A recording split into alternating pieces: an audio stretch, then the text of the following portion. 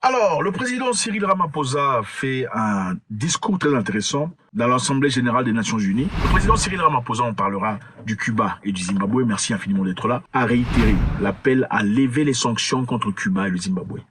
Le président Cyril Ramaphosa s'est adressé mardi à l'Assemblée générale des Nations Unies. Son discours était centré sur les efforts de paix mondiale et le rôle de la communauté internationale. Ramaphosa a souligné les effets socio-économiques de l'embargo imposé depuis 60 ans à Cuba par les États-Unis d'Amérique. Les États-Unis d'Amérique ont imposé des sanctions sur le Cuba. C'est-à-dire, un pays impose des sanctions sur un autre pays. Donc, un pays clairement plus important dans le monde par rapport à l'autre pays lui impose des sanctions. Bon, dans un monde normal où des humains, on dirait quoi? C'était un bully. On dirait que c'est un... N'est-ce pas? Je suis certain que vous n'aimerez pas ça. Mais les États-Unis ont imposé des sanctions sur Cuba. Pourquoi? On verra ça justement. Ramaphosa dit que les sanctions imposées à Cuba depuis 60 ans a causé des dommages incalculables à l'économie du pays et de la population cubaine. Il a également souligné le sort des Zimbabwéens et des Sud-Africains. Les sanctions sont également appliquées contre les voisins de l'Afrique du Sud. Le Zimbabwe devrait également être levé, car elles imposent des souffrances indicibles aux Zimbabwéens ordinaires, mais ont également un impact négatif collatéral sur le pays voisin, comme le mien.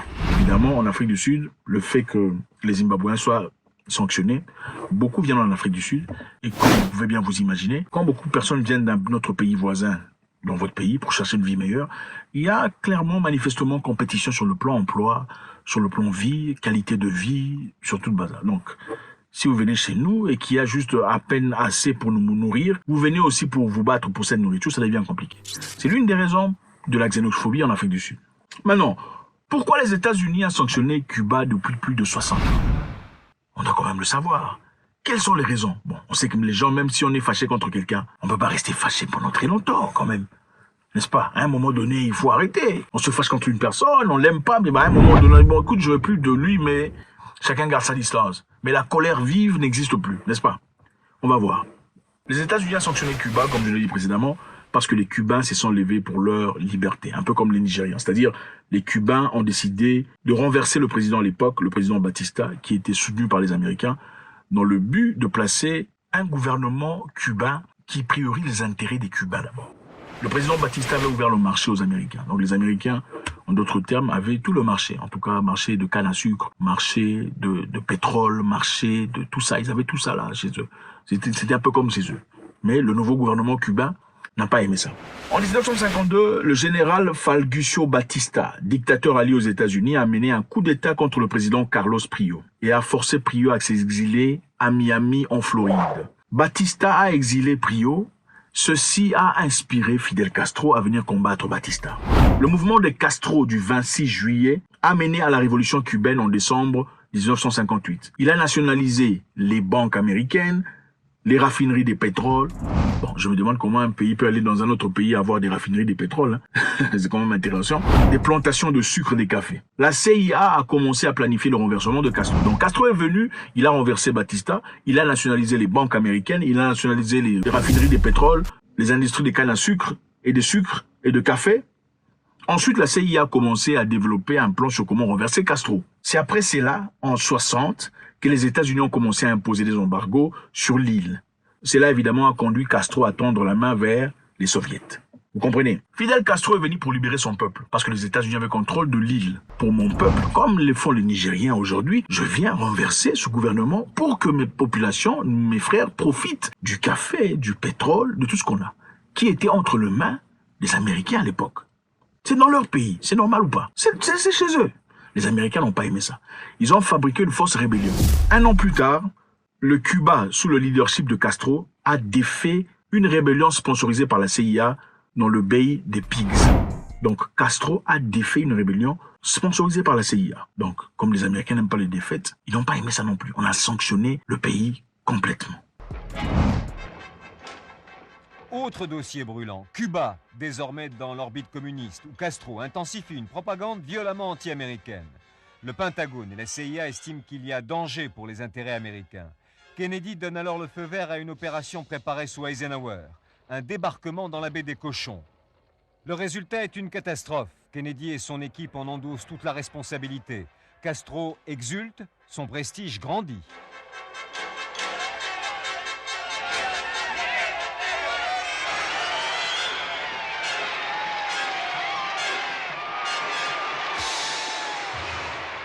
Maintenant, 60 ans plus tard, est-ce que ces sanctions ont fonctionné? On va un peu voir ici très rapidement.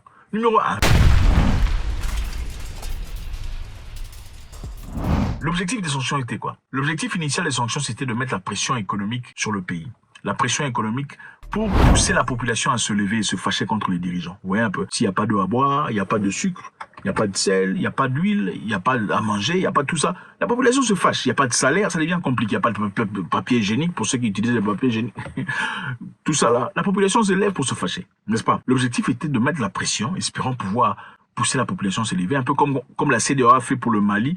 On attendait que les Maliens se lèvent, les Maliens ne sont pas levés, les Maliens ont soutenu leur gouvernement. Ça n'a pas marché au Cuba non plus. Donc, cette pression n'a pas fonctionné. Le deuxième objectif des sanctions n'a pas réussi non plus. C'était de ruiner l'économie du Cuba. Si vous regardez attentivement l'économie du Cuba depuis les années 70 à aujourd'hui, c'est vrai que ça n'a pas été à la hauteur de ses capacités, mais ça ne s'est pas amoindri non plus. L'économie a continué d'avancer. Si vous regardez les chartes, vous verrez que le Cuba, malgré les sanctions, est en train d'avancer progressivement, petit à petit. Donc ils ont échoué ça. Troisième objectif. L'embargo a tué beaucoup de Cubains. Pourquoi? C'est vrai qu'on dit que l'embargo n'était pas appliqué à la nourriture et aux médicaments, mais la réalité était différente. La réalité est que certains médicaments ne pouvaient pas entrer au Cuba, ne peuvent toujours pas entrer au Cuba aujourd'hui. Et cela, évidemment, a causé des pertes en tuberculose, des pertes dans beaucoup d'autres maladies qui auraient pu être traitées facilement s'il n'y avait pas d'embargo. Donc, la population normale a plutôt souffert par rapport au groupe d'élite qu'on essayait de faire tomber. Ça n'a pas fonctionné. Quatrième objectif, c'était pour combattre la violation des droits de l'homme supposée au Cuba. Mais cette violation des droits de l'homme n'est pas finie. Cuba, malheureusement, n'a pas beaucoup de liberté d'expression non plus, il faut le dire. Donc, ça n'a pas fonctionné. Maintenant, plusieurs années plus tard, les gens se lèvent et discutent. On dit, bon, écoutez, on a suspendu Cuba depuis trop longtemps. Ça fait beaucoup trop d'années. Est-ce que vous ne pensez pas qu'il est temps qu'on arrête cette histoire? Les pays se sont réunis à l'Assemblée internationale. Malheureusement, 185 pays ont voté qu'il faut lever les sanctions contre Cuba. Et 2 pays ont voté contre. Vous connaissez les 2 pays. 185 pays dans le monde ont dit, ok, c'est bon. Maintenant, il faut arrêter les sanctions contre Cuba. 2 pays ont dit non, il faut garder les sanctions. C'est quel pays? Les États-Unis et Israël. Maintenant, les États-Unis et Israël, contre 185 pays, on a gardé les sanctions. Maintenant, dites-moi qui est fort dans ce monde. Est-ce que nous sommes égaux?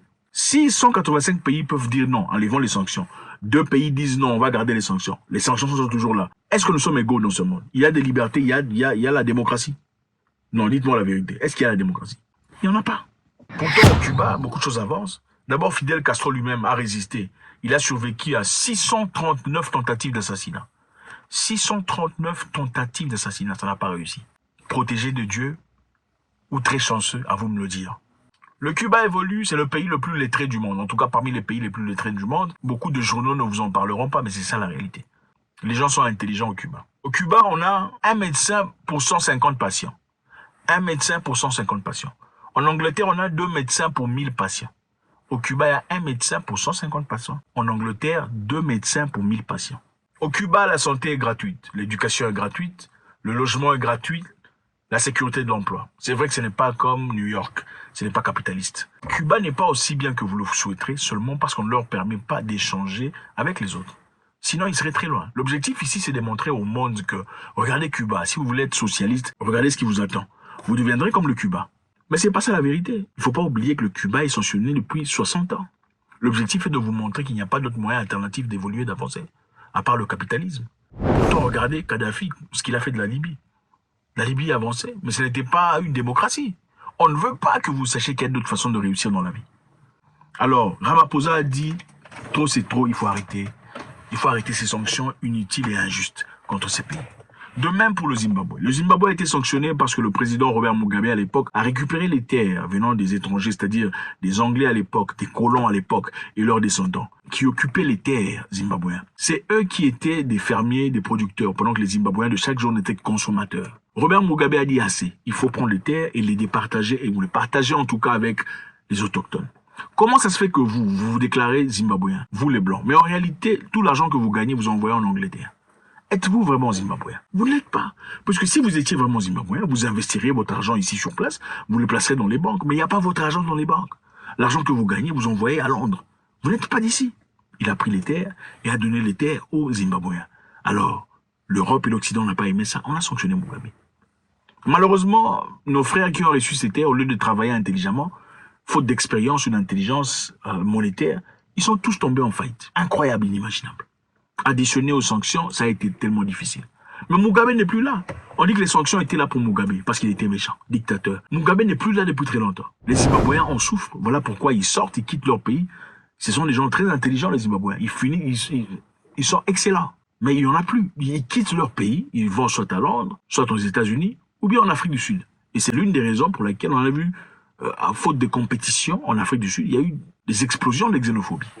Cyril Ramaphosa ici pose la question. Il est temps de libérer le Zimbabwe et le Cuba, depuis trop longtemps punis par l'opinion internationale et ces sanctions injustes. Je veux savoir ce que vous en pensez, c'est toujours un grand plaisir. Comment est-ce que deux pays peuvent décider contre 185 pays sur la liberté d'un autre pays? Est-ce juste?